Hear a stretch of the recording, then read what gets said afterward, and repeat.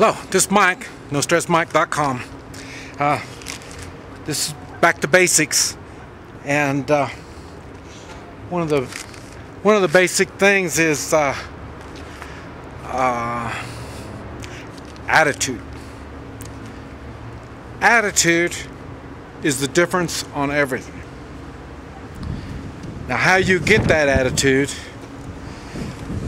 and the kind of attitude you have is what's important. Now, when I talk bad about police, it's not all police, but there are some police that have a bad attitude, and that bad attitude is also shared with criminals. Criminals have bad attitude, and now you have lawbreakers and you have criminals. And just because you break the law doesn't really make you a criminal, because we talked about that earlier. The laws are made by man, and many of those men are corrupt. Many of these men have no morals, have no values, and they make these laws without consideration of morals or values. That's why just because somebody's a lawbreaker doesn't mean that they're a criminal. It's that attitude.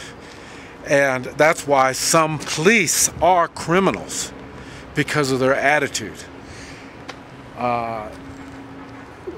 kind of like doctors and policemen.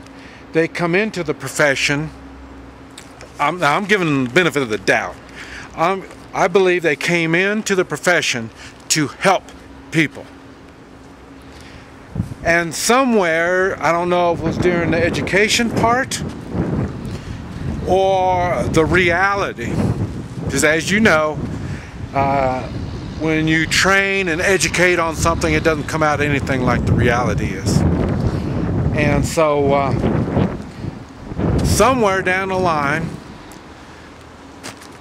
now I don't know if they were criminals to start off with, or they get in that criminal attitude, that bad attitude.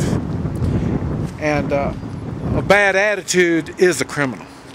It is. Now, I joke around, I get a bad attitude sometimes, but it's not like a criminal attitude. And when I say the lawyer, or well, lawyers too, but police and doctors, they get into the profession thinking that they're going to help mankind and do good things, and then somewhere in a transition they get into a criminal attitude, in which we come right back to the criminal attitude is fed by power and greed. And I'm sure it's the same thing with the politicians. I try to give them the benefit of the doubt, thinking they got into the politics with the idea they want to do good, but something changes somewhere. And I'm sure it's the same way with all your ABC organizations, FBI, CIA, all these people, because you do. They tend to start thinking that they are above other people.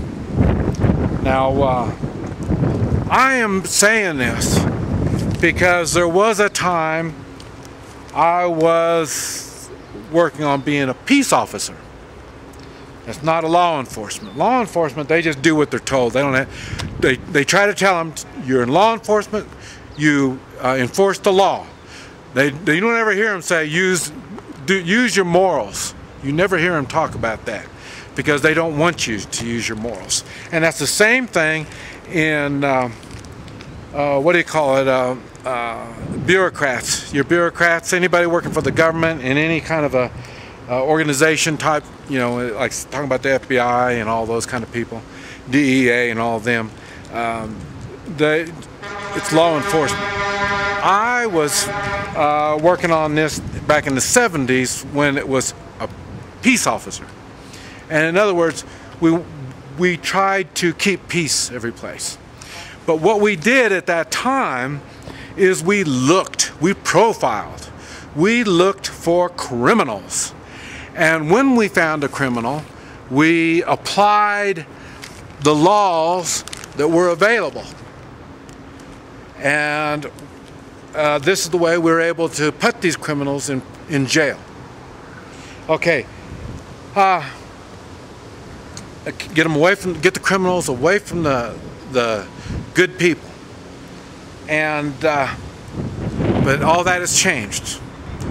And that's why you hear me talk so much about the morals and doing the right thing, because man cannot write down laws and these laws are going to be right. There's going to be exceptions for all of these. And even I've had times when cops have stopped me, law enforcement now, and we start getting into a situation where it gets bad and it gets ugly, and the first one, maybe the first two on the scene would apologize to me that we let it get this far. But I was able to get out of it anyway. But they knew after this thing got going, they did their job enforcing the law, and then they realized that law didn't apply to me. Like I say, I'm a counter-terrorist. I've got tools, the same tools that a terrorist would use, and they try to apply laws on the tools on me, in which it doesn't apply. So, and the law enforcement, once they realize that I really am a counter-terrorist and I am no threat, then that's when they apologize to me for having to go through all this. But like I say, this is why I try to get people to get a good attitude, and that's why I teach using manners and being polite. I'm polite even when the criminals, I mean, these are downright bandits. I'm polite to them. Like I say, there's no reason not to use good manners. You're trying to keep everybody with a good attitude so we can get through whatever kind of situation we're into. You hear me talk about the three-man militia and the meet and greet. It's the same thing. You don't want badasses. You want people that can convey information to other sources. And these people may be the scum of the earth. They're scum of the earth. That doesn't mean they're criminal. Some people, a good example is down here. I know a lot of people would think, man, you don't even want to touch these people, you don't be around them, you don't want to smell them, you don't want to have anything to do about it. But that doesn't mean they're bad people. It doesn't mean that they're criminals, and it doesn't mean they got a bad attitude. That's why I try to make sure we all have a good attitude, because this is difficult times, and this is basic. We need to get along with each other. Even before I go into combat with somebody, I give them a chance to be my friend. Nobody wants to be hurt. I will give you a chance. But I say, I haven't done nothing wrong. I am morally right. This is Mike, NoStressMike.com.